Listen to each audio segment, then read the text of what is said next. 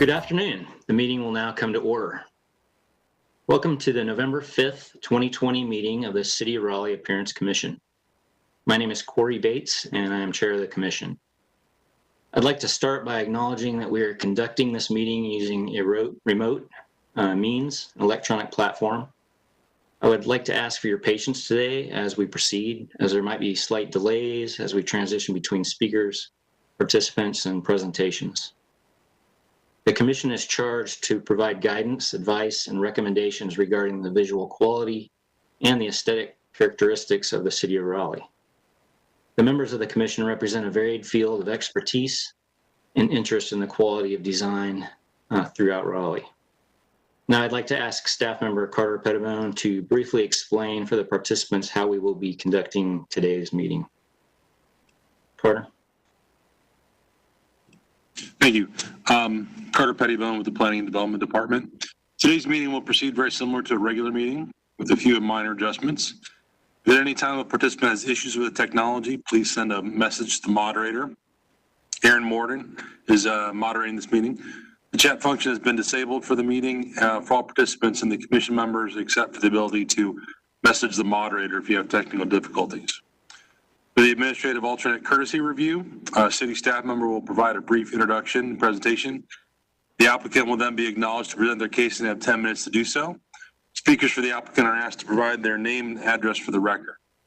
Following the presentation, the commission members will be given an opportunity to ask questions of the applicant and staff. And then when all comments from the applicant and staff are complete, the commission chair will bring the item back to the table for discussion. The commission members will then discuss the item and provide feedback to the applicant. This is, again, a courtesy, so there is no vote on it, but the commission will be providing feedback to the applicant. And a reminder for panelists, if your camera is off and you wish to speak, please identify yourself before speaking.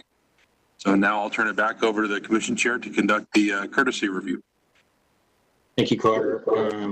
So today, we just have one courtesy review, so we won't be doing a vote, but some feedback would be greatly appreciated by the applicants. Today we have 121 Fayetteville Street. I believe they're asking for 4 different, we'll let them tell us. So why don't I go ahead and just turn it over to staff for a presentation. Is that Lee Stevens? Yes, Chair, that'll be me today. Thank you. So in the interest of keeping this to a shorter timeline, I'm going to give a very brief overview of the alternates being, and then I'm going to let the applicant talk about more detail about what those, what the design alternates actually will look like. So this is a courtesy review for 121 Fayetteville Street, which will be coming up to our next meeting for their full review on November 19th. They came in for a courtesy review last year, but some of the design elements have changed since then, and so they're looking for feedback on the new design. They will be seeking 4 alternates for pedestrian access, transparency, blank wall, and for building massing. The property is 1.25 acres. It's zoned downtown, mixed use, 40 stories with a shopfront frontage. The applicant is proposing to build a 32-story mixed-use building. In former iterations of the design, they had planned to keep the parking garage on the northern portion of the site, but now they plan to remove that and replace it with a new garage as part of their plans for the new site. For pedestrian access, they will need an alternate for Fayetteville Street. All of the entrances on Fayetteville are 50 feet or less, which is the requirement for code for the UDO and shopfront frontages. But the only section is by the elevator bank where there's a 73-foot space between entrances. They will also need a pedestrian access alternate on Wilmington Street. There are only 2 entrances there, leaving a 64-foot stretch and a 98-foot stretch between entrances. And that's mostly to make use for some of their back of house items that are on that facade. They will need a transparency alternate. For this building, they need 66% transparency with 50% falling between 3 feet and 8 feet. So they only need an alternate for Wilmington Street. And they're proposing to provide 25.43% between 0 feet and 12 feet above the sidewalk, with 25.4% falling between 3 feet and 8 feet. For blank wall, there will be a 37% area of blank wall on the Wilmington Street or the east facade, and a 24% area of blank wall on the west facade, Fayetteville. And for both of those, it's articulated metal screening is the material that is predominant there. But they're proposing to provide some artwork there to offset, which you'll see more of in the plans that they explain. And finally, for massing, we require a 15-foot step back between the 3rd floor and the 8th floor on all public-facing facades. There will be no step back provided in the plans that they're proposing for either Wilmington Street or Fayetteville Street, but there will be a 100-foot step back on the north facade, which is facing the Capitol. All right, are there any questions for me before I turn it over to the applicant? I know that was a very pared down summary, but I want to give the most time to the applicant to explain the project. Lee, with the building massing, I know there's been some talk about text changes and stuff. I mean, would that be, where is that in the process? It's still quite a ways out, I'm assuming. Yes, the earliest that the text change could take place would be in early of next year, maybe February of 2021. Okay. Okay, so that might be something we can consider, but we'll go ahead and, anybody else have any other questions we can ask the applicant to? Okay, we have 4 applicants on the list. I will let them go ahead and state their name and address for the record. And if you want to go ahead and take it over, who would like to start? Is that Matt? I can start. This is Jason Frost. I'm the Executive Vice President of Development for Preferred Office Properties. My address is 3284 Northside Parkway, Atlanta, Georgia. And you also have Matt Petter on the phone with Dudapane Architects, project architect. I'm at 8609 Carriage Tour Lane in Raleigh, North Carolina. Hey, and good afternoon. This is Michael Vamprin with McAdams Company. I'm at 129 Beasley Avenue in Durham, North Carolina. And I can go ahead and kind of do a high-level project introduction and kind of set the stage for everybody. One of the first things I just want to make the Appearance Commission aware of is that we have gone to the Board of Adjustment last month. We received approval for all the elements that we were requesting design adjustments for. Just to kind of recap what those were. Several items were about driveway spacing standards. Obviously, when we're in the downtown setting, it's rather challenging to meet some of the UDO requirements for driveway spacing standards. We sought relief from the vehicles to enter and exit a site in a forward motion. That's primarily involved with the loading dock. And we got relief from cross-access requirements. And the one that plays the most into hand with this conversation is the outdoor amenity area. We requested 2 design adjustments for that. One was relief from outdoor amenity area being covered in the downtown district. The current UDO doesn't allow it to be covered in downtown, so we sought relief from that standard. As you'll see in kind of these graphic exhibits, we're providing little alcoves along Fayetteville and Wilmington along the retail and restaurant spaces.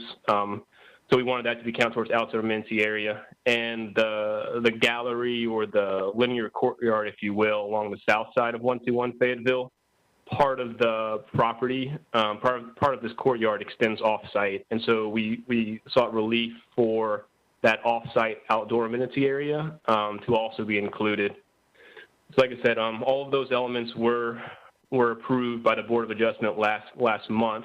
So thank you all for hearing us in this courtesy review. We just want to get in front of you all again as kind of the design has changed since the last time you've seen it. And so I'll pass it on to Matt Petter with Dudapane, who'll go through the presentation. Hi, everyone. This is Matt Petter. Please feel free to speak up if you have any questions as I'm talking. I'm going to try and move quickly through the slides so that we can have enough time for discussion. And thanks, Michael and Lee, for the introduction. I think you've summarized it very well with the 4 requests. In this presentation, you will all see updated renderings that were not presented at the last meeting. So we're hoping these help to illustrate the design of the building, the articulation of the skin, and also the activity of the Fayetteville and Wilmington Street and pedestrian passageway street level views. Lee, if you can go to the next slide. Perfect. As you are aware, this project is highlighted in orange here on this slide, and it's between Fayetteville and Wilmington Street. And the first request references the step backs. And we've worked on several buildings here in Raleigh and have tried to manage, some of these step back expectations. I know, Corey, you mentioned possibly some text changes, and I know people are considering what the impacts of those will be. For this project specifically, we have a 32-story office building. And the way we've positioned the project is set it to the southernmost portion of the site, furthest away from the state capitol building. That's the 32-story portion, and then just north of it is the shorter 10-story parking garage that will support the Wells Fargo building across the street. You'll also notice in some of these views that the scale of the new project in Wells Fargo are very similar. That central spine of Fayetteville Street is the downtown corridor, and further down the street, you'll also see in some of the images the PNC Tower. So, we're in keeping with the scale of those projects, but also just trying to respond to its position close to the state capitol building. We've also flanked Fayetteville and Wilmington Street with the short faces of the building. It's oriented east-west, which is also a benefit for us in terms of solar orientation. It's optimal solar orientation for the building. If you could go to the next slide, Lee. This is an illustration of, we wanted to share some of our concept images with you, just so you could also see how we're trying to break the scale of the building down. In lieu of it being one large floor plate, the intent is that the object of the building is broken into 4 smaller elements to help reduce the scale. We think that's very important, not only because of its position and proximity to the Capitol building, but also just because of the size of the building. So these 4 elements help to interlock the form and break it down, as you'll see in some of these diagrams. You can go to the next slide. In the bottom left, you see the 2 updated renderings, one from the state capitol building on the left, looking south, and the one just next to that is on Wilmington Street, looking north. The diagram on the right has been updated since our last presentation. We, throughout this building, have created these public, amenity zones, both on the ground floor at the lobby, but also halfway up the building, looking north over the Capitol building, and at the top of the building with a long view all the way on level 32. One of the comments we had the last presentation was to find a way on the south elevation on Wilmington Street to help break up the facade as successfully as we had done on the north elevation. So in the rendering on the right, you'll see halfway up the building there is a terrace that has been implemented much like we had on the north elevation. We put one on the south elevation so you can see it from Wilmington Street. That helps break up the scale of the building halfway up the project. So at that transition where we go from parking to office, it's an opportunity for us to really call out some active use and create some transparent glazing so you can see into that space. You'll also notice in those renderings that we have some artwork on the parking garage as well. And those locations are trying to create a break in the facade, help to create some areas of visual interest, but they're also positioned in a way that we think are in optimal visual corridors for the project. Certainly looking up Wilmington Street is one of those, and facing back on Fayetteville Street on the broad face of the north garage. You can go to the next slide. Again, an early concept diagram that shows the breaking of that form into smaller pieces to help break down the scale. And you'll also see that on the area right over the lobby, and we'll get into this when we get to the rendering, but there's like a red volume to the right-hand side of the building. The glazing goes from top of building down past the parking garage and open the parking deck. And that's a way for us to also try and blur the line between what's parking garage and what's office. I know you all have seen that as a tactic before to help try and mask some of this parking garage podium that happens when you have these mixed-use projects. Next slide. This is also just for your reference. This is a view on the right looking north from the position of the building. And then on the left, there's just some lines indicating that 100-foot setback from, a step back, I should say, from the property to the north, really pushing this building further away from the Capitol building. Go to the next slide. We included these flat elevations for your reference just to call out materiality so that we're clear on what we're doing in those divisions. As I mentioned, there are places where the glazing goes over top of the parking garage to help blur the line. Over the parking garage, we're going to have a more perforated panel with trims and fins and articulated skin to help break down the scale, as well as some artwork. You can go to the next slide. The same on the south elevation on the right. That's where the pedestrian passageway is. And on the left, that's facing Fayetteville Street. You can see the glazing right over top of the lobby going all the way down to the canopy on the ground. We're helping to call out the entrance in that location. Next slide, please. These are also included because another comment was just to reference scale of the building and some of the adjacent buildings. So we had a section cut to show PNC, Wells Fargo, and some of the other adjacent buildings that help to draw those datums where you can see on the top where our glazing comes down, it's level with the building that's adjacent to us. So we're taking some of those cues from the adjacent building, draw horizontal lines to create where we start and stop some of the elevational elements. Next slide, please. You've seen this rendering. Okay, next slide. And that's Wilmington Street. Next slide. This is a close-up rendering of the north elevation of the building. This is level 16 where you have the conference room and the fitness, and then 17 where you have the public plaza, and 18 has a balcony that's the first level of office and office above.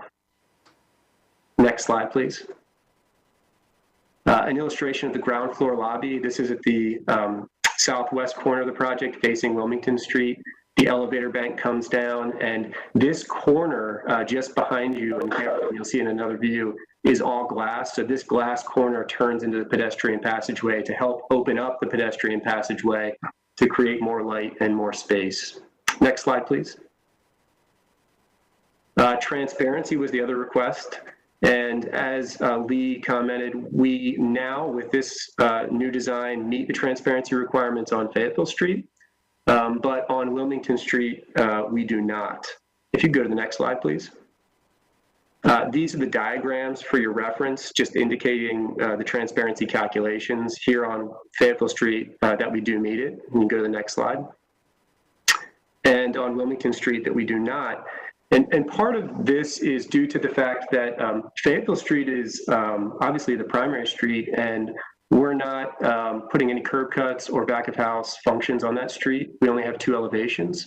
So we've moved all of that over to the Wilmington Street elevation, with the exception of being able to create a new restaurant space under the new mixed-use parking garage to the north. It will give us some transparency and glazing and active use on that side. That restaurant is also pushed back a little bit from the street, so there's space for outdoor seating without impeding onto the Wilmington Street sidewalk. I'll also note that we've also, since the previous submission, pulled back the column encroachments that we had on this sidewalk. So now the structure on the ground floor is pulled back out of that, and there are no encroachments. You go to the next slide.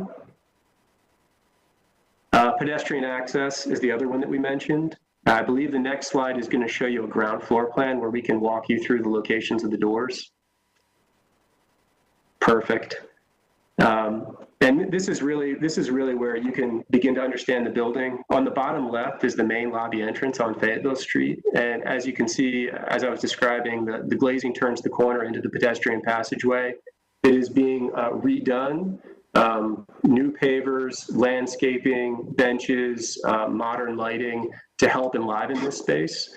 And then we have the ability now that we're demoing the north garage to create deeper, taller, more active retail spaces that are set back so there's space for outdoor seating. The 3 up on Fayetteville Street, all active use all the way up to the north garage lobby entrance.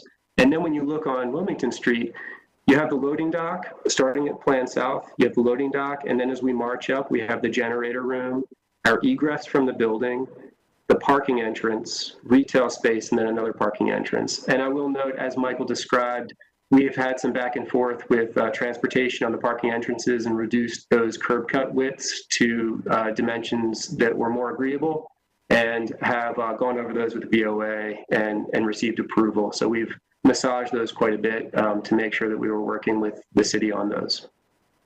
Next slide, please. This is a view just peeking down that pedestrian passageway. I think you are probably familiar with what's there right now. It's pretty dark and not very well lit, and certainly could use some attention. So you can see the canopy that turns the corner, the lobby that turns the corner, and then some upgrades to that pedestrian passageway to help create an additional facade that's engaged with the street. Next slide, please. Another view, this is looking kind of south on Wilmington Street. I'm sorry, on Fayetteville Street with those retail spaces and outdoor dining areas that are just set back a little bit. They're covered. Next slide, please. And finally, the blank wall area request. As I described, we have the parking garage that is covered with a Morin perforated corrugated panels, different shapes, and they're also articulated with trim. The way the requirement is written is that there needs to be a change in material or a 12-inch change in plane. We are using all metal on this facade. There is an exception, windows certainly help alleviate this, but not wanting to create any openings in the parking garage, this is all covered and screened. So we wanted to get this in front of you all and just make sure you saw where we're going with the design. The articulation on the facade still meets the requirements to not have any flat areas that don't have any articulation that are more than 20 feet, both horizontally or vertically. So you can see that when you zoom into the renderings. I believe the next few slides will show some of those a little closer. Yeah, here you go. For your reference, we included the elevations with our mullion types and fin types and trim types to help show you how it's being articulated. Next slide. And that's the Fayetteville Street elevation. Next slide. One of the updated renderings looking at that lobby, you can see the garage above, partially glazed, partially vertical. And then as you move to the north garage, another thing we've done is we've rotated the orientation of the panels and used a different corrugation to go to a horizontal grain, again, to help break down the scale of the building to create what feels like 2 separate buildings. Next slide, please. There you are. There's the final rendering side by side. I believe that's all I had in terms of presentation. I don't know if I see there are more slides in there. I'd like to just open it up to you all if you have any questions. Happy to answer them. Thanks, Matt. Any questions from the commission or applicant?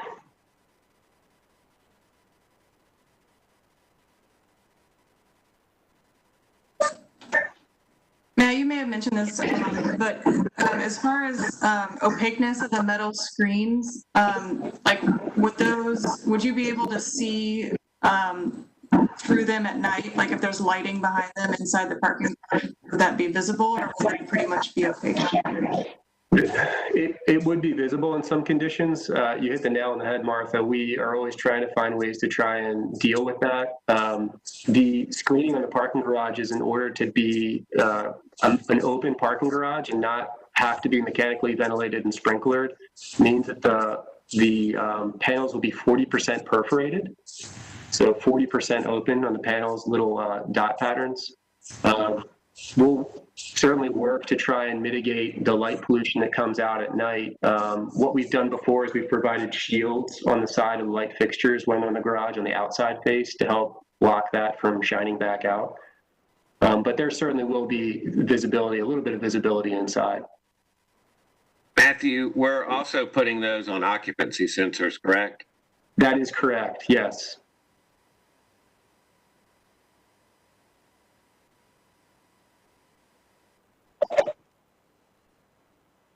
Hey there, Jamie Ferguson. With regards to the parking garage entry, can you give us a little more detail on that? Because it is an open area. It looks like it's a non-door operated entry. How deep is that going to be? Is it going to immediately slope up or down? What can people see from the sidewalk? Sure, yeah. There's two entrances in this plan. I'll start at plan north, yeah, right where the mouse is. This is a 3-lane, so the center lane can swing either way. And what's nice about this is it just provides more flexibility for cars to move in and out and reduce the queuing. Another thing that you're going to see is that while the curb cut has been minimized on the sidewalk, one of the requests from city staff was to also try and find ways to maybe keep the overall breadth of the opening in the building a little bit wider. Because what happens a lot of times is pedestrians, as they're walking down the sidewalk, will come up upon this area, and if they don't have the ability to look around that corner before they're right on that street, there can be some confrontation with cars or vehicles moving in or out. So the throat of that opening has been widened just a little bit to provide a little bit more visibility in there. The other thing that we're doing on those entrances is making sure that they're painted a light color so that they're not too dark. It provides a little bit more safety in the evening hours. That was another comment by city staff. And then finally, there was also conversation about making sure that we have implementation of, and Jason can speak to this because he does this on all his projects, a bell that would ring or chime as a car is about to come out so that people know if you're visually impaired, you have that auditory cue that a car is coming in or out of the garage. There are no doors over top of these entrances, and the gates are recessed back up into the garage so that the cars won't queue out onto the street. You can get into the garage and then you queue up in the footprint of the building and not have to impede traffic. Did that answer your question, Jamie? For the most part, I think about different parking entries around downtown, and this may be hard to say, but is it a 50-foot, maybe before, like you get to the kiosk for the entry itself, how far is it from the sidewalk before cars might pause to go into the deck, before you might lose eyesight? The distance to the gates, from the gates to the sidewalk, it looks like it's about half the length of the building. So I'm going to say it's about 100 feet. Okay, thank you. Yeah, sure. I got a follow-up question on that. To your comment, the current deck that's there now has very poor sight lines coming in and out. Yeah. Yes.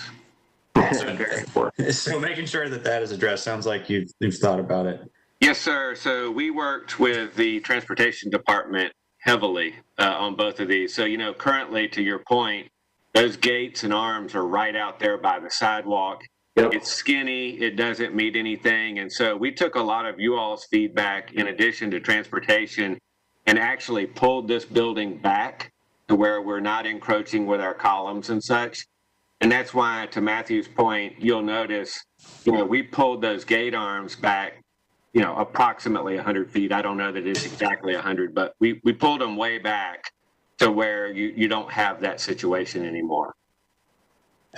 Another question for you was, had it ever explored from a feasibility perspective of just having one larger capacity entrance versus two? Yeah, we've talked about that many times, and the rule of thumb with the parking garages is typically it's about 500 spaces for one entrance is providing a level of service that you need in order to get the cars out. And so the south garage has almost 1,000. It's like 900 spaces in the south garage that's over top of or below the office building, and the north one we're around 700 spaces. So you just won't provide enough capacity for people to get in and out in an adequate time. The 3 lanes helps you with that, but really you need the 2 separate entrances. And just to give you an idea, there's currently about 750 spaces there with two curb cuts in and out, and we're going to about 1,600 spaces, so almost double, and we've only increased one lane on each entry and exit to do that. But that's also, we've given up a significant amount of real estate inside the building to queue as many as we can to make it work with the amount of exits and entries that we have. It's just difficult given the amount of spaces. I'll speak up. Hey, Matt, thanks for the thorough presentation. I think, understanding the constraints of the site, constraints of the building typologies, and all the complexities that come along with this type of project. I just want to, as always, commend the team for doing a great job. As far as the massing, I think, we talked about this a little bit about how there could be a text change. The intent of the text is to be sure we don't end up with Legos as buildings downtown. And by no means, I feel like you all have done that. I think you did a great job of articulating the skin, understand how to break down the scale, articulate the areas and the volumes, great nice indoor-outdoor relationship. So, and I think even the way you're addressing the parking, I know the complexities of how you queue up and pull inside the building and giving up that real estate, I think is a smart move. So y'all have my full support. I think you did a great job. Thanks. Thanks, Chad. Thank you. As Jake Levitas, just echo Chad's comments. I think we all had great discussion last time. I feel like just because of the nature and the visibility and the scale of the project, and just grateful that y'all are here and part of this conversation and coming for the courtesy reviews. It's really what they're here for, is for us to give productive feedback that hopefully results in a better project for everybody. And I think y'all just addressed a lot of the comments that I know I had talked about and considered last time. I think the rest of the group, just the massing, the pedestrian accessibility, a lot of the changes that you outlined today, I think really went a long way to addressing the things that we talked about last time. So just thank you as well. And I don't think I have any specific additional questions. So thanks. Thanks, Jake. Yeah, I'd just like to add to what Jake said. I really appreciate all the detail and the details in the renderings. I had a couple things. I can't remember, but I think we had some questions last time about wanting to see what that corrugated material looked like, and I wondered if you could provide some kind of closer up images of what that looks like, and then also in the renderings, as is often happens, and it's totally fine, there are different street trees shown, and I know that Fayetteville street tree corridor is really important, and there's some great trees on there, and I would love to see what's actually going to be there, and what you're removing and what you're putting back, and kind of how that would look. And plan view is fine. Doesn't need to be an updated rendering or anything, but I think that would help us understand, what some of those pedestrian experiences are really going to be like.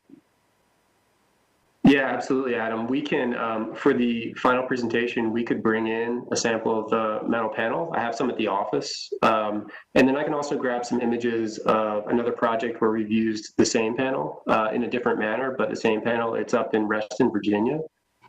It's two buildings, very similar in scale and size. So we can definitely do that for you. And it's funny you mentioned the trees, because I actually was updating the site plan today, showing the positions of the trees based on where they are in landscape and civils plan. I will note that in this rendering, we used a little bit of artistic license where we turned off the trees that were blocking the view of the lobby.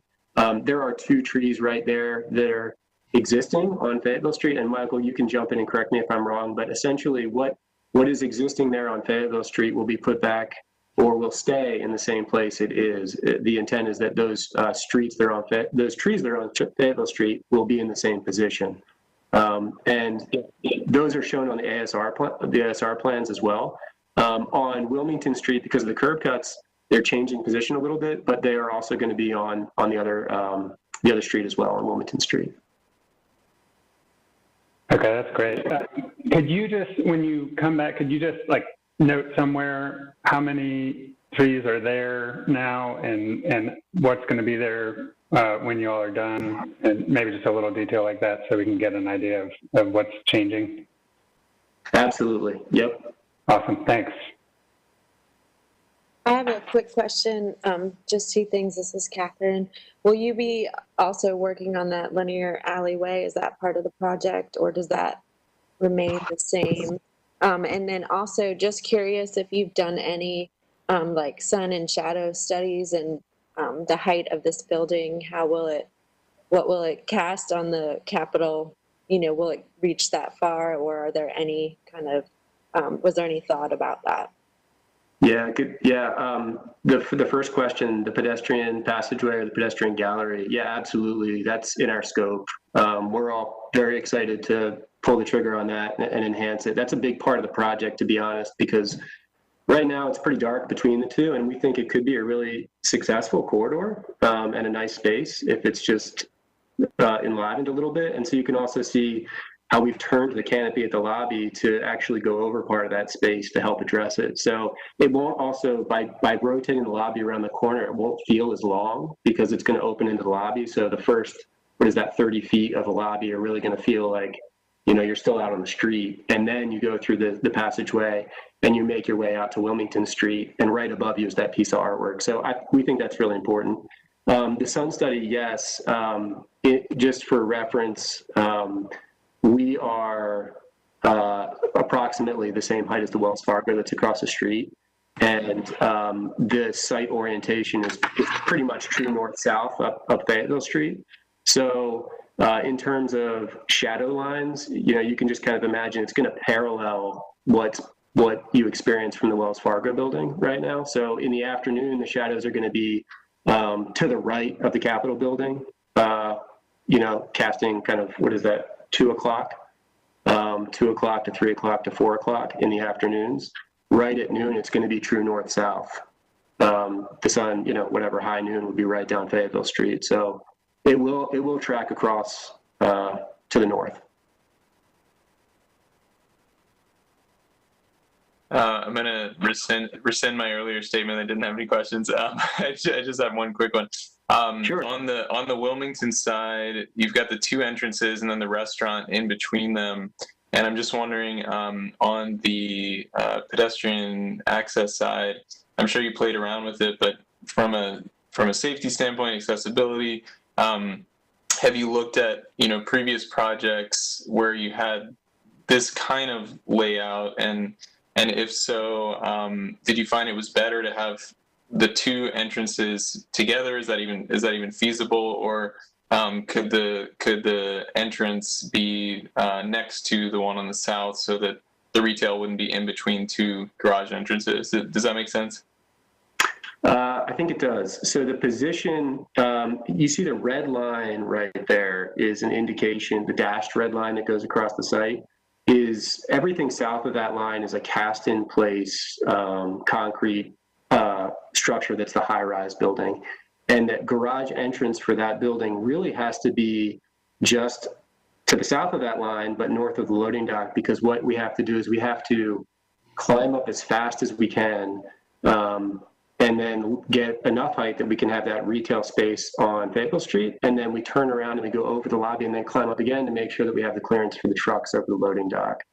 The same kind of cues are being taken by the other curb cut on the north side. And the reason that curb cut is not flipped to the south is because they also, one of the requirements from transportation is to make sure that we're providing enough space between the curb cuts. So one of the things that we went to the Board of Adjustment on was really telling them that based on the overall length of the site, we don't meet those requirements, but we space them out as much as we can. So you really want those two things to be as far apart from one another as possible, just so that cars coming in and out don't run into conflict with one another. Did that answer your question, Jake? Yeah, that makes sense. I really kind of like that area because it is stepped back in that retail or restaurant area. If it was a restaurant, to be able to get some outdoor dining and stuff, it'd kind of draw your eye towards that and away from the two entrances on either side. I think it's a nice little play, a nice little trick there to do that. Yeah, we agree, and I'm excited about it. It's also going to be a tall space as well, so it'll have some nice height to it.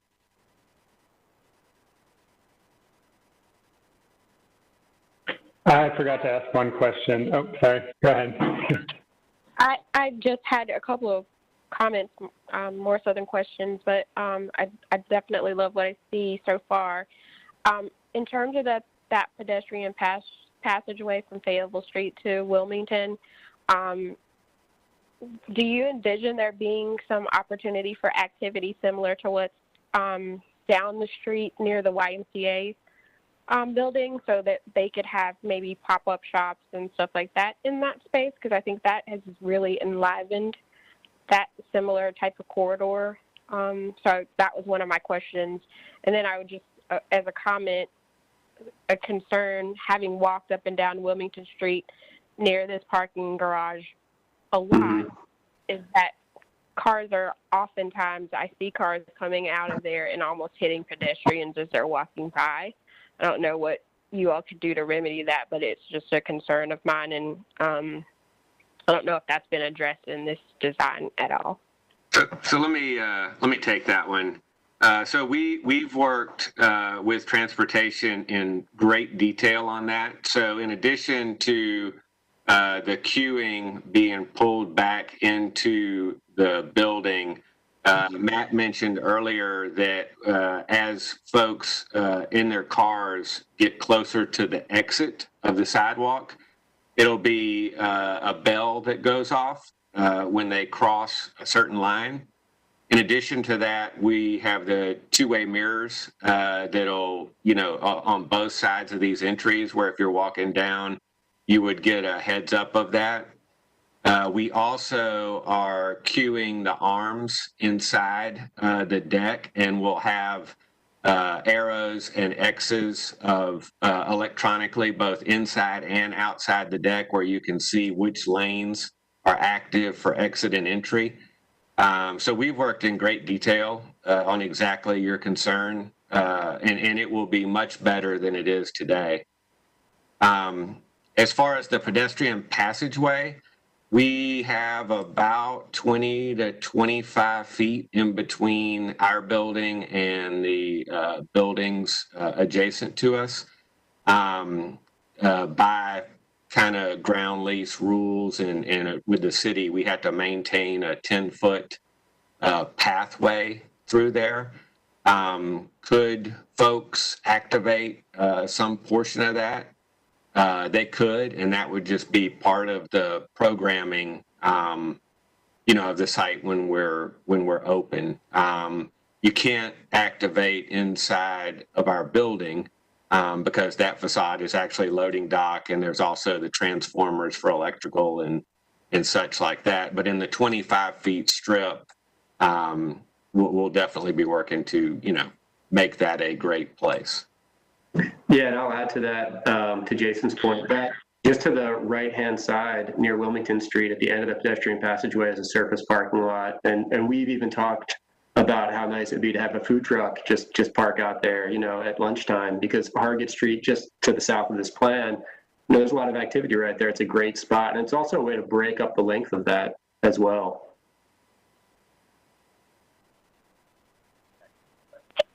Very good. Okay. But Adam, did you have another question? Yeah, I had written down the public access to public amenities. I think Matt mentioned that there were public spaces throughout the building, and I just wondered how the public would access that, or if that's like how you guys thought through that as a public space. So I can take that one. I mean, when we say it's public space, the public will obviously come to visit the tenants of the building and such. And so you either enter through the lobby, or if you're through the parking deck, you would hit one of those shuttle elevators, and that spills out onto our public open lobby where we envision, having, well, not just having, I mean, we already have the outdoor deck that's adjacent to the lobby entry, and we envision some kind of bistro or, restaurant space on that level as well. So you could either enter it from Fayetteville, hitting the main lobby and hitting the shuttles there, or if you parked in the deck, again, you could hit the shuttles and come right up there as well. Okay, so theoretically, anybody during open hours could get to those places? Yes, sir. Okay. Cool.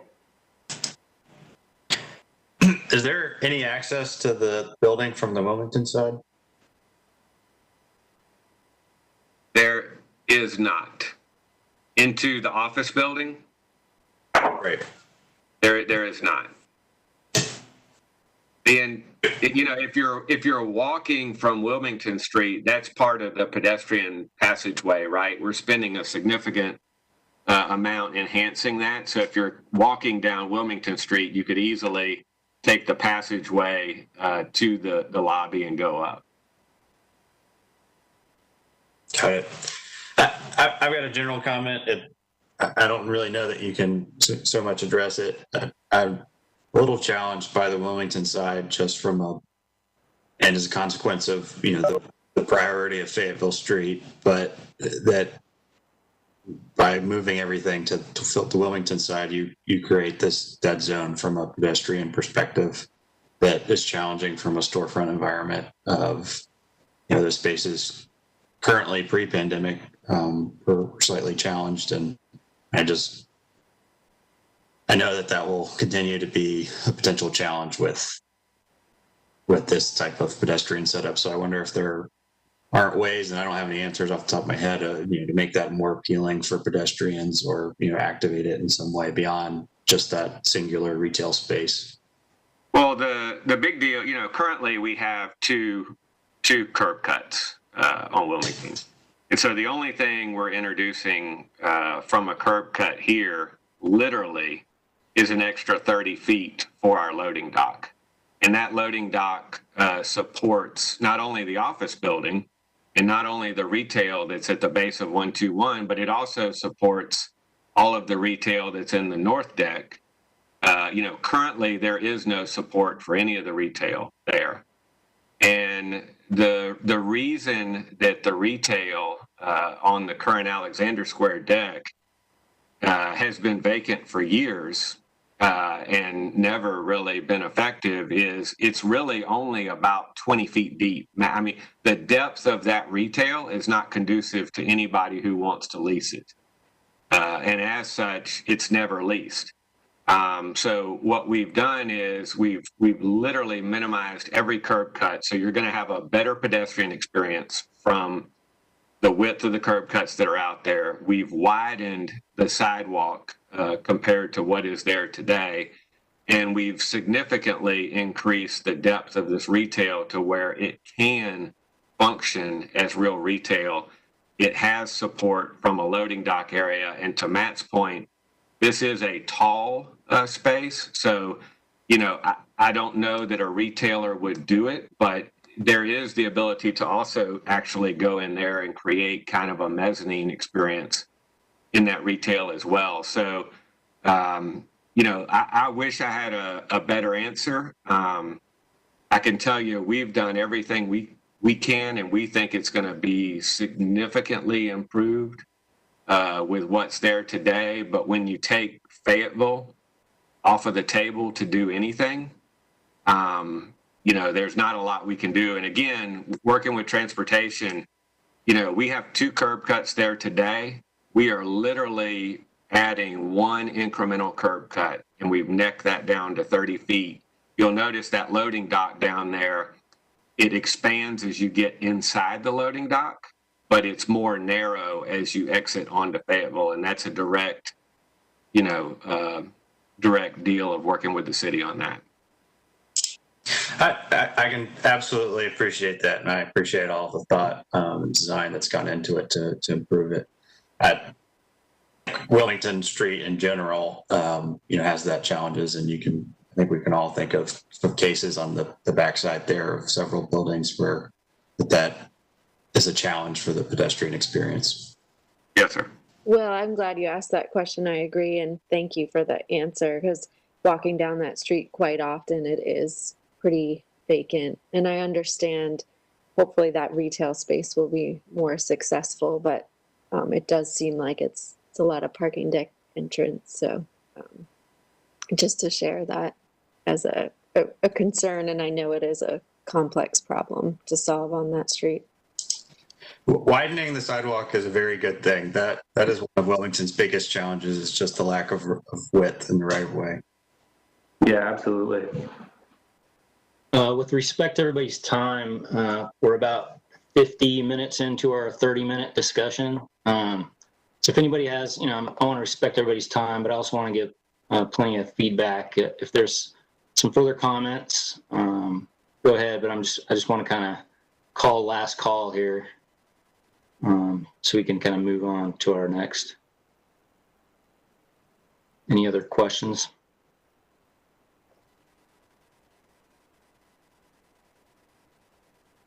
All right, that being said, I really appreciate you coming before us and giving us the opportunity to see this in advance. It's quite the project to take in all at once. So I think having a couple of weeks to stew on it a little bit would be a good thing. But, overall, I'm pretty impressed with all the ins and outs and pushes and pulls that are required for a project like this. I think you've done a fantastic job. So want to commend you all on that. Thank you. Well, thank you. We really appreciate the feedback. Yeah. All right. Thank you all. Thank you. All right. So now that ends the business portion of our meeting, and we will continue with our working group reports and other business. So I guess the first working group committee report, Sir Walter Raleigh Awards with Miss Lee Stevens. Yes, thank you, Chair. So Lincoln Hancock has created 3 different options for us to look at for potential certificate awards. So the Sir Walter Raleigh Awards Committee has done a great job of giving me feedback to pass on to Lincoln about any changes that are going to be made to these. And I've reflected some of the comments here in the slides. In just a minute, Carter can go on to option 2 and option 3.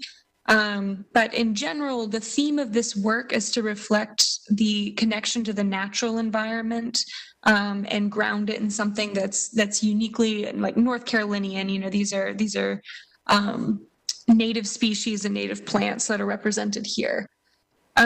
So it seems like option 1 and option 2 are the strong favorites from the committee, with a slight lead for option 3.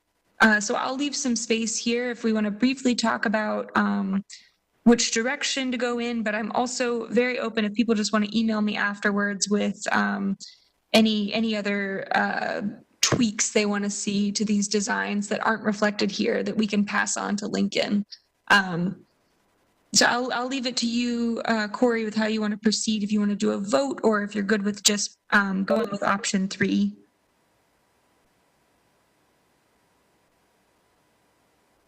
Any comments from the commission? Just quick comments on this? These look great. Yeah, it's not part of the... Just kudos to the artists and the team. I just love how we're evolving every year and just showcasing the talent of the community. And I think that's what this is all about. I love number 2. As soon as I saw it, I was like, oh, that's it. And then I saw number 3 and that looks great too. So I'm happy with all of them. Thank you, Lee and everyone who worked on this. Yeah, I agree with number 3. The flowers are great. And the comment that was posted there to maybe fade them a bit or possibly pull them further off to the left. But 3 is by far my favorite as well. So this sounds a little odd to say, and maybe it's just a reflection of the context of the times we're in, but I like 3. I agree with mutant things, but there's something about the flowers covering his mouth. Seems like there's some censorship going on. So Yeah. Move it down and left, down and left. I agree, Chad. I think Okay. Good See comment. his face. Yeah. Or maybe that's his flower mask. It's his mask.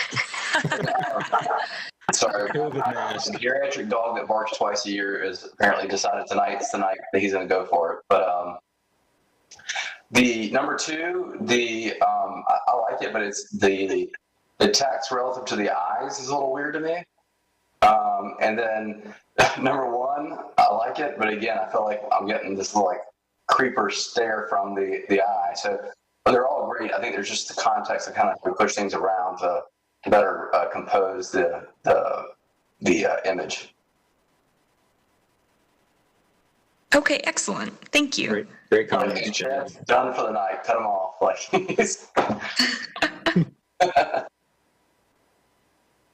Yeah, I'm happy to go either way. I mean, if people are kind of leaning towards 3, I kind of lean towards that as well. I like Chad's comments. I'm happy to take a vote, or I'm happy to just take. I don't know. What do you guys think? Should we just go ahead and take a vote on it and move on? If we can make some of these modifications, we'll leave it. I move that we go with number 3 and that we let Lee and staff work with it with our artists to adjust it. I second that. Is everybody good with the text on 3? Like they just, I'm not with it, but I'm just making sure it's all pretty legible. I think I like the weight of the font on that one, but it isn't. The other ones are a little bit stronger. I don't know if anyone had a thought, but I agree Catherine, with what you just said first. I kind of had the same reaction when I looked at these about the text, and I think the text on number 3 is kind of the most plain, least edgy of the other two. But I don't know if we want to dictate that back to the artist or not. I could go either way. I could see the text from number 2 being on number 3 or not. There was a comment, though, I think on number 3 that I saw come through about the boldness of the colors and stark contrast. I actually like the fact that it's very bold with a lot of contrast. So I'd like to see that stay. Okay, nice. So we have a motion, we have a second. What I would suggest is that if this gets approved, that we just, again, you all can email Lee and give her any kind of comments, further comments, and work with the artist to, I think if that's the general direction that people want to go with number 3. So we have a 1 and a second. Is there any other comment to that? Will we have a chance to review it again before it's final, or is that process? Yes, I can do another review. I can probably over email will be the best way to do that. But there'll be another chance. Yeah. So we have a motion and a second. I'd say all in favor, if you can turn your cameras on, or just say aye, state your name and say aye. Aye. Aye. All right, I think any opposed? All right, I think we're good to go. So, yeah, so I appreciate that, Lee. I think it looks great. I think they're all pretty good, but I think we're on track for something here. So, good job, team, for getting this together. Thanks, Lee. My pleasure. All right. So, other business. We have a work plan discussion of the high impact, high visibility projects. I'm going to let Charles and Carter both kind of present this, right? Chair, before we begin, I would suggest looking at the minutes. I think we need to take care of those, and then we can go into the work plan. Has everybody had a chance to review the minutes from last meeting? And if so, is there a motion to approve?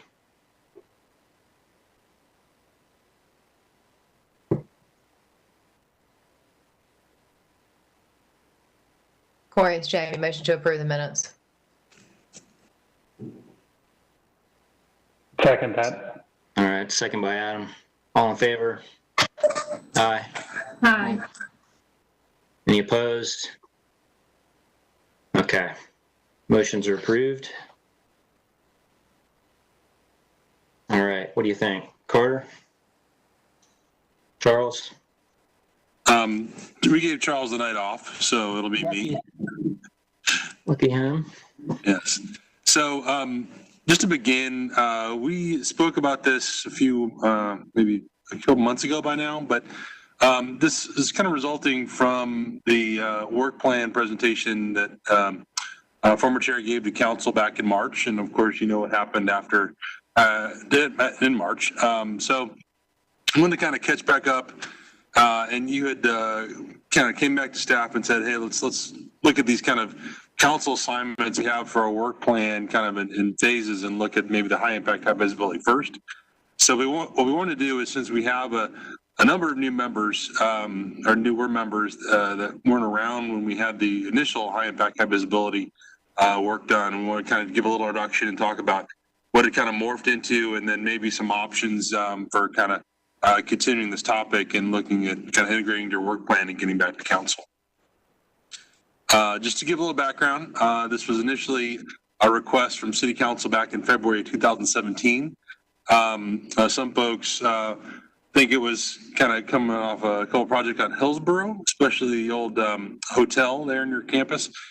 And council members expressed concerns about kind of the current code and things coming in under the current regulations and being in these kind of high impact or high visibility areas. So they asked the Appearance Commission to look at that and kind of come up with a definition and maybe some areas where this might apply. So the Appearance Commission did a report. It took several months to kind of go through this thing. They met it one or twice a month, did some lunch sessions, but produced a report for council.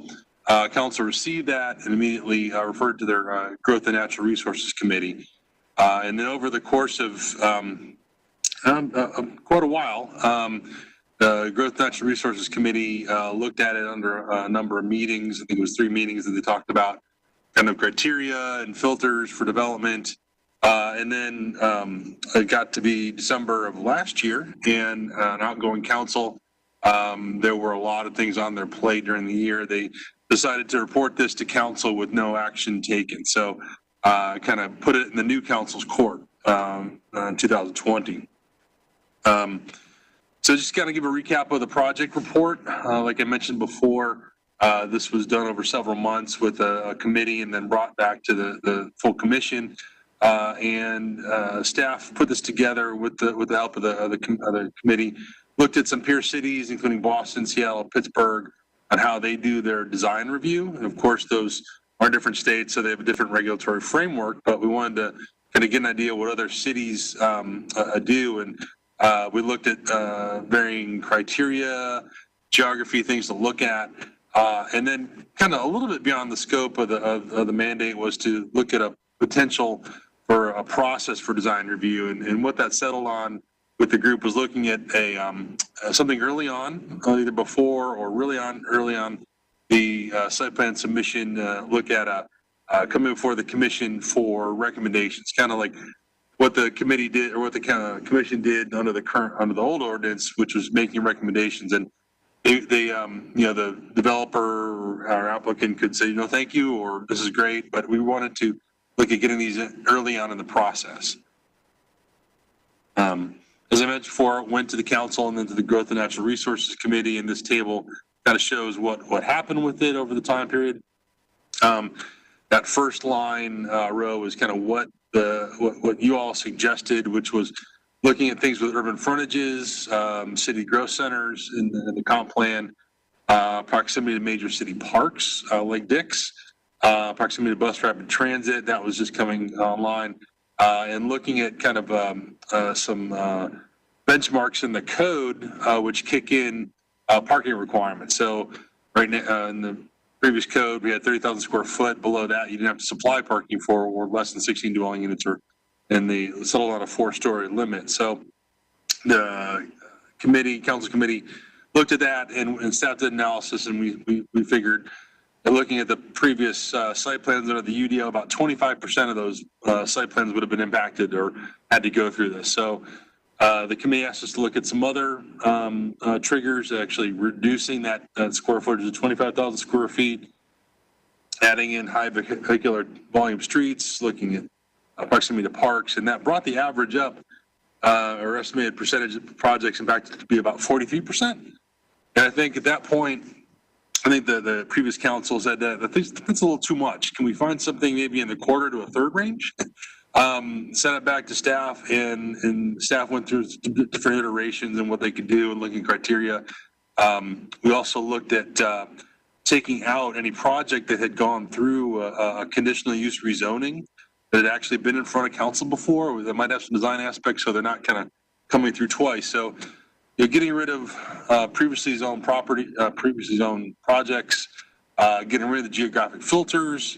That brought that percentage down to about 25%, 27% actually was. So we actually kind of came back with that. I think the committee at that point was a little kind of, they wanted different things, I think, the different council members. So we got some more direction, but we didn't follow through because it really wasn't what their chair wanted to do. Look at some more park areas or different things. So, and at that point, we had a pretty long pause until the end of the year. But to visually kind of look at what the city looks like with these projects, are the ones in red that would be identified, and it looked at had about 400 projects in the time frame, 4 or 5 years. About 27% of those projects would be considered. And you might have seen some of those as administrative alternates anyway. So as I mentioned, there was a long pause, and at the end, that committee actually decided to report with no action. So kind of pass it down to the next council. And then 2020 rolled around, and we put together the annual report and work plan for you all, and Brandy Thompson took that to council. And back then in March, the thought was the administrative alternates were just going to go away, and their successor would be something under the planning commission. So you all looked at some opportunities or calling for some opportunities for a new role for the commission, but recognizing that that design review is still important, and trying to elevate that design in Raleigh. So the initial thought was to reconsider that high impact, high visibility study, maybe tweak it, bring it back to council. So that was one of the kind of assignments from council, was to see what would a revised high impact, high visibility study look like. But we did find out that administrative alternates, which will become design alternates in the quasi judicial realm, are going to be staying with the Appearance Commission.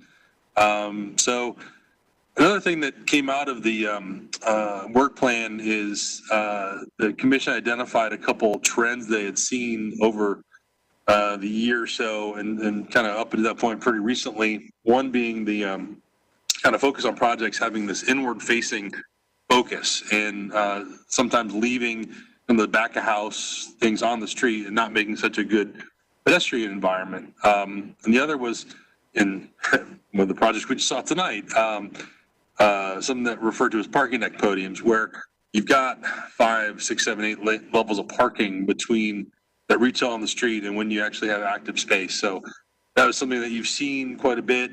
I think there's concerns about, are we going to have a downtown where the 2nd through 8th stories all over are just going to be, parking deck, just seeing parking deck. So we identified those as issues that you might want to tackle. So the feedback, from council was to look at, do you want to go back to the high impact, high visibility? What could be your role in text change review, and maybe try to tackle some of those issues like the inward facing development and the parking podiums. And then another question you had is, how could the commission get more involved in the review of city projects? And that's not just area and corridor plans like you've done recently, but also public projects, streets, street projects, fire stations, city buildings, and kind of how could we hook the Appearance Commission up as part of that process? Right now it kind of comes to you as a courtesy, not every project comes through. So what can we do to maybe formalize that? So in talking last few months, excuse me, you know, is that option to kind of refine the high impact, high visibility? Can I continue that on that track and go back to council? You know, staff kind of met recently to kind of talk about this, and one thing that we have seen from the current city council is their you know, their desire to kind of speed up development in some regards, especially with the kind of pace of text changes they've asked for, especially in terms of affordable housing and kind of reducing development barriers. You know, one example was the site plan versus plot plan. Staff came back with some lower kind of triggers for taking in all the requirements for site plan, all the infrastructure improvements, and council came back and said, hey, can we even lower that? You know, could we make it even easier? So, you know, staff's thought is would kind of go into council and saying, hey, can we do this high impact, high visibility? You know, can we give another meeting, another step to the developer, to the designers? Is that something that the current council kind of would look favorable on? They have talked about kind of improving the level of design, but, you know, for some of their actions would kind of adding more steps to the development process be something they'd want to see. So staff wanted to, you know, get your opinion about if you wanted to continue that or possibly kind of reframe that discussion as opposed to looking at individual projects, looking at citywide issues. You know, is there a laundry list of things that you've seen in projects so that really kind of give the commission or folks heartburn that we might want to try to address citywide, and looking at coming up with suggestions for text changes or design guideline changes in the comp plan? So we wanted to kind of pose this question to you.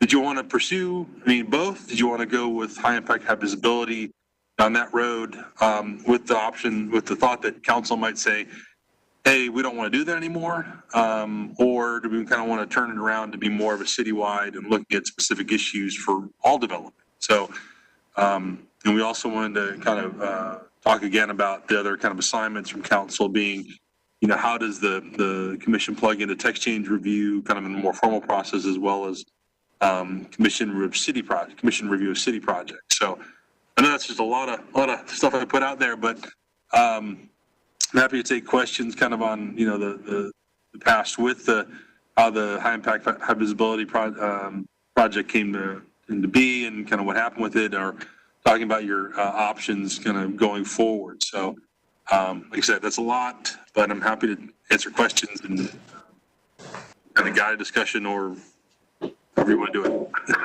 I appreciate that, Carver. I have some strong feelings. I don't want to sway other people's opinions or ideas, but I appreciate that the council wants to get things through, which I do as well, being an architect and knowing the process and how long it takes.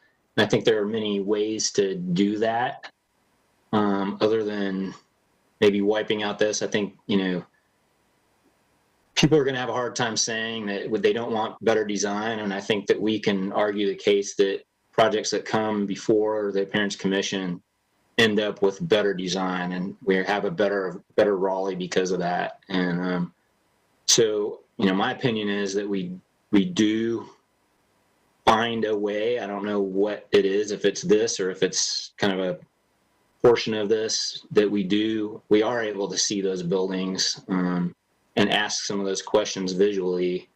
And maybe there's a way that we can do it so we're not holding up the process as much. Maybe it is, you know, during a certain review cycle or review process that they already have to go through when they're going through site plan approval or something. But I think, you know, being the Appearance Commission, we need to, you know, nobody really wants to be just the text change guys. They need to throw us a bone as well every once in a while. And I think this is one of them that we can make a difference in Raleigh and make it a little bit better.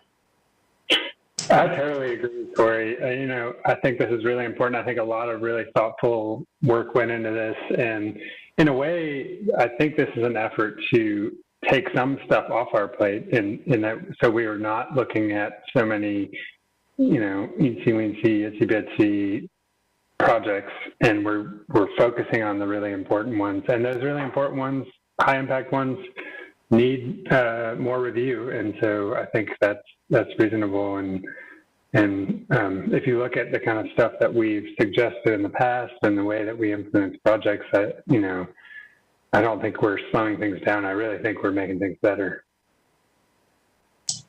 The one thing I wanted to say about our commission review of the city projects, my experience with those is that they're almost just kind of this obligatory step, and I always want to remove that. Whenever somebody's just coming to show us something and then move on, I feel like that's like, okay, how can we not do that? So I don't know if that means city projects could come to us earlier so that things that we say could actually be changed, or if it looks different. But I wonder if that the way we review city projects could look differently, so we could have more impact. Yeah, I agree with you, Adam. The other question that I would have to the group, since I wasn't part of the conversations before, did the council feel like 25% of the projects was reasonable for us to take on? I mean, I think if I do the math of what you had on the one slide, it's about 20-some projects a year, which is about one every meeting. Yeah, that was a discussion point, I think, Carter, with the Growth Natural Resources Committee and the commission, is like, don't want to be overburdened. But if you want to continue with this, you can look at maybe those triggers being even bigger projects as opposed to just that 30,000 square feet. So if you think that's pretty small and you want to go up or change those thresholds, that's something you can consider, and that would probably play with the numbers that you'd have less projects. So, I think the thinking was about 25% with that initial group, and with the commission when it went for the first time was probably reasonable. I'd like to say, hey, do we start where do we go back to where we started? And I mean, I think it was 25% where we started, and it was, it wasn't throughout maybe the entire city, but it was major corridors, transit, oriented, downtown, some of these major corridors that are more impactful, maybe, growth centers, there you go. So to me, going back to that, and maybe it's, I don't know if that was 4 stories and more, or if it's more than 4 stories, but to me, that is kind of a place where I'd like to see it go back to, and you could limit the numbers a little bit more that way. I got a couple. That makes sense. I got a couple comments. I think 25% is still. Sorry, go ahead. No, finish what you're saying. I was just going to say, I think even at 25% feels a little heavy still, so maybe we can narrow our focus a little bit to get it down to the more high visibility areas, city center, transit corridors, things like that. I mean, I think we can see what happened with the project tonight. I mean, they were here to just let us give them some feedback on what we're supposed to be looking at, not even really get into the design of the project, and that took 50 minutes. So if we get one of these every time, we could spend, an hour or two talking about design for projects on top of everything else. So I agree with everyone who's spoken already. I think there's, this is a worthwhile conversation to have. And unquestionably, this commission adds value for the public on all the projects it's looking at.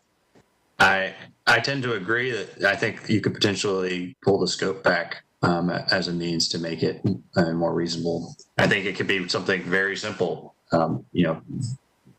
as opposed to putting a lot of different ways to trigger it. I think it could be just, a high level, just square footage for simplicity, or there are other measures of the total size of a project, just as a starting point. You could always change or, dial in what that amount is to be getting to the types of projects that we want to look at. I also think and this kind of goes counter to what you just said a minute ago, Adam, but another way that potentially wouldn't slow down the process necessarily would be to have these projects come for courtesy, require that they come for courtesy review, but not put any teeth behind it necessarily, other than that they have to be here as a means of just adding to the transparency and sussing out those designs and, being able to give feedback in a public forum. I think there's still value to be had in that. And then just a comment on the previous process, I think that this needs to be a conversation that we have in part with council. So I think is Councilor Fort now our designated liaison from council, but I don't think it is necessarily successful if we have this in a vacuum. And they, I think they need to be part of the conversation to have it be aligned.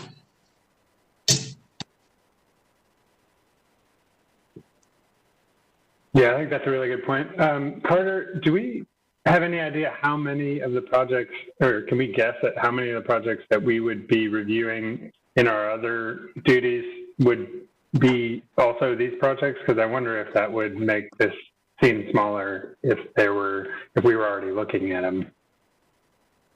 It's hard to say. I think, some of these numbers, it's been a long time since staff did the analysis, but, they were, maybe, a quarter of that quarter were projects that you might have seen, a third of them as some sort of alternate.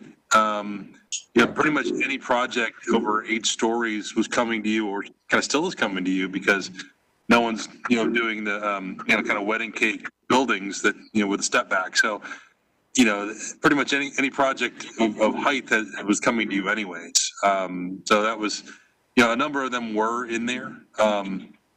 One consideration was, that some of these projects that go have pretty detailed conditions when they go through a rezoning. Is it like, does the council want to see them again, or did that, kind of get a level of design review that is okay initially? So that could eliminate some if you wanted to go that direction. Another pretty recent flavor that came up this past council meeting was they were reviewing and thinking about a policy for synthetic TIF, TIG, right, tax increment grant.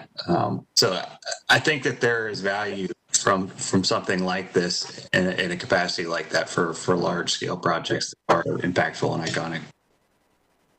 Hey, Carter, it's Jamie. Question, and you may have the answer. It may be something we want to consider, tapping into what Will said a moment ago about checking in with council. We have an entirely different group right now, give or take, prior to or compared to when we started this. Has it been 2 full years now? It seems like yesterday, but sitting in a little conference room. But so what dialogue has been had at this point with them? Do they have a different desire for our involvement compared to what we chatted about from the beginning? I'm not sure about their desire. It was at the when the work plan was presented. Like I said, talking about these 3 assignments, and council said, okay, that's great. We're going to challenge you to tell us what that looks like. So come back to us with your thoughts on what you want to do. So I think that's kind of where it's at right now. So I don't think there was an expectation that, hey, you have to do this, or it's got to look like this. It was, what do you want to do, commission? And I think it's taken us a while to get back to that conversation with kind of catching up after COVID. And Sure. I think staffs would like to see what you want to do. We also need to go back to our bosses and say, this is what the commission wants to do. If we're going back to council to do that, this is an impact on staff. What's that going to look like? And do we have the staff time to vote to that sort of thing? So, I think it's going to be going to council saying, we want to do this, council directing kind of staff to go back and like, can you do this? So I think if you're going to look at continuing with this high impact, high visibility, like what's the impact going to be for yourselves and for staff in developing in this? And someone talked about kind of starting off where you left off would probably be much better than starting from zero. So that might be, quicker than we think. So it's really kind of what you want to take back to council. And I think you're kind of within your kind of purview to say, this is what we would think it's going to look like. And it'd probably be good if you want to pursue this and you want to kind of maybe do a committee and do some meetings like we did before, kind of give council an update on that, and then say, give them kind of a time frame of when you expect to kind of come back with your recommendations.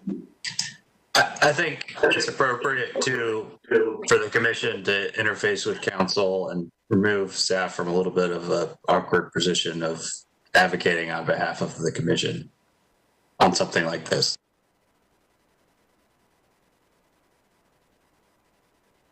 Yeah. And maybe more of an observation than anything else, and I don't think I'd have the answer to it, is, you know, by the time that we see most of the projects that we review right now, they are pretty well developed. And I don't know, you know, if we are just a committee that would review design and give critiques and recommendations that really has no teeth behind it, I would hate to feel like we're just another group that designers have to come in front of. They don't have to take any of our comments and implement them. And so it just feels like another step in the development process. And so I don't know if there's a way to see projects earlier before everything is so set in stone. Instead of, you know, I feel like if we waited until the development that we see in the cases that we review now, you might be able to have, you know, a little bit of impact on what's going on in the site, maybe a little bit of what the building could look like, but nothing that's really going to be that impactful.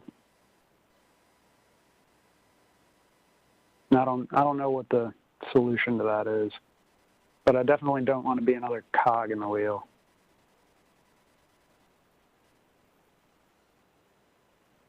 Yeah, I totally agree with that. And it's a weird kind of balance, because if you get too early, then you can't really see all the complexity. If you get too late, then it's too late. But I can tell you that in these meetings, I often find myself saying, "Well, that sucks, but it's too late." but sometimes you just can't change it, you know. I don't know. Yeah. Right. Or I mean, you know, at the point that we see them, if you make a recommendation, even if they think, wow, that's a really good idea, they might be too far down the line. I mean, it takes time and money for these firms to go back and make changes, and if there's no teeth behind it, it's a good conversation, but might be it. I was just going to say, it seemed like today was a good precedent or a test case in some ways, just because, you know, obviously it was about the highest impact project you can imagine, right next to the Capitol, huge, you know, square footage and height impact, all the things that we would consider to be high impact. And I think looking at what they initially brought us versus what we saw today, we can see, you know, clearly how they responded. So maybe we can look at some of those cases where we feel like we've been able to have a good conversation that shaped the outcome in a positive way, and see, you know, where did they come to us? You know, what kind of feedback we're able to provide, what kind of time window were they able to make the changes, and just have that inform our process here a little bit, just to learn from what's worked in the past. Because I think, you know, especially the folks that have been on here longer than me, you know, you've seen even more projects than I have, but I can think of a handful where there were very clear changes, and where we all felt like there was a clear improvement, and so yeah, maybe just something to look at. I don't want to make more homework for you, Carter, I believe, but you know, if there's a way to summarize that easily, or just to provide some of your recommendations based on that may be helpful too.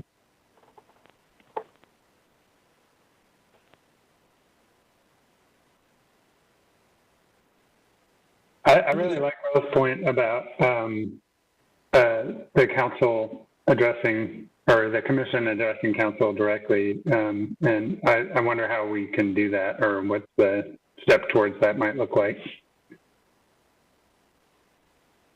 This is Carter. Kind of addressing council, there's an opportunity at every council meeting for commissions to make a report. That's kind of the official way to do that to council.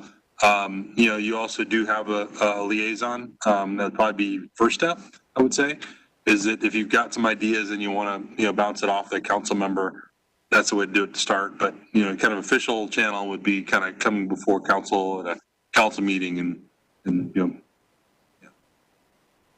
I would suggest that, well, we have about 4 or 5 people that are talking quite a bit here, so it sounds like our new committee.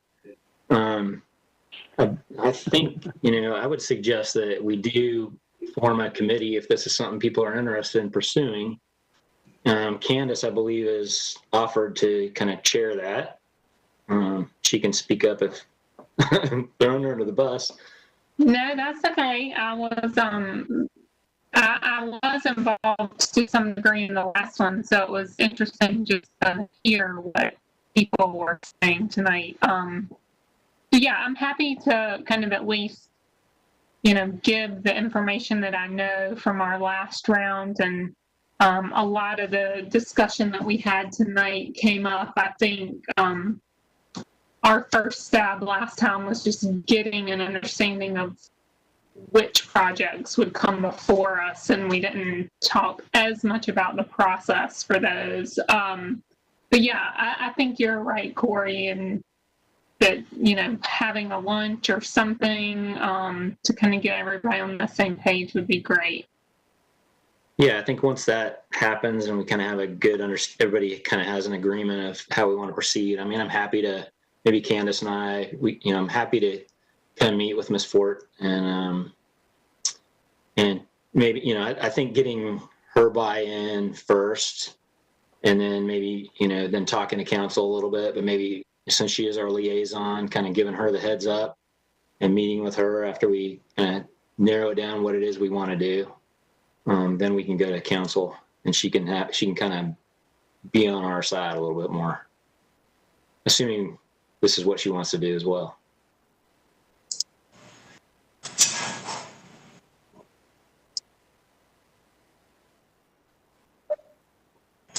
I think that's a decent plan. I think we probably would want to engage more than just Councilor Fort, just because she's new and probably still getting her head around all of this, and maybe wouldn't feel as comfortable.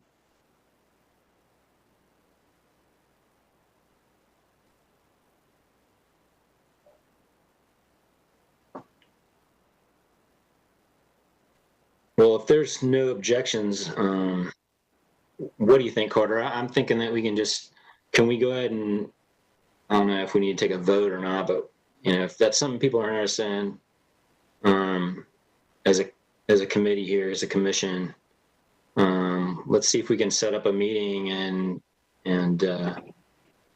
kind of kick it off. You have the sole responsibility and ability to form committees as chair. Right. So if you want to name one, it's named. I'm going to go ahead and make a committee for the high impact, high visibility, and I would suggest that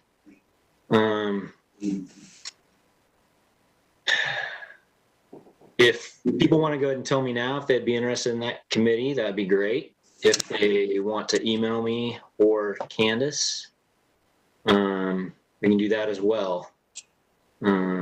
But I would suggest that we kind of form this committee and let's get together, let's discuss a little bit further, and then see how we want to best proceed. I can set up a time once we kind of we've got some members, some people engaged. I just want to make sure this is the majority of the, you know, what people would like to do.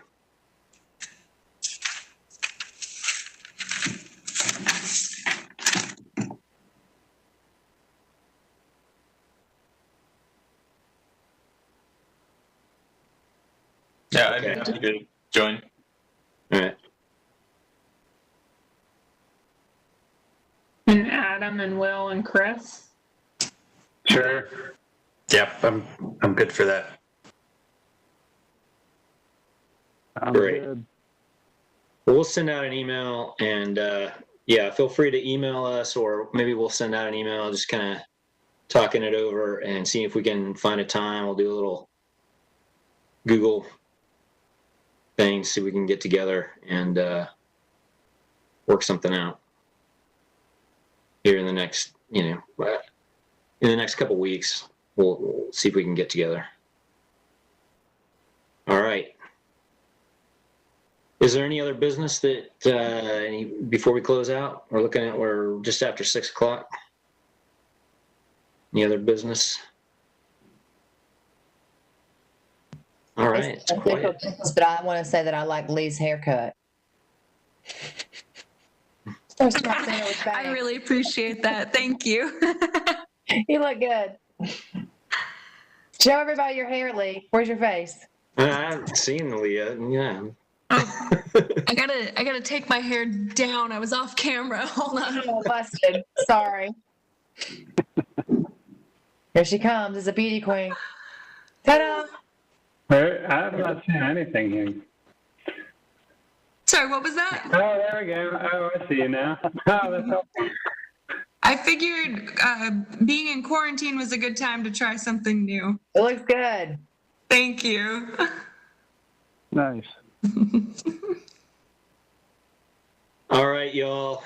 I appreciate everybody coming tonight, and it's a great conversation, great topic. I look forward to the review that we had tonight coming back in the next meeting. So everybody be there, and thanks for all the good feedback tonight. We'll see you all. Thanks, guys. Bye-bye. See you later. Thanks, everybody. Thanks.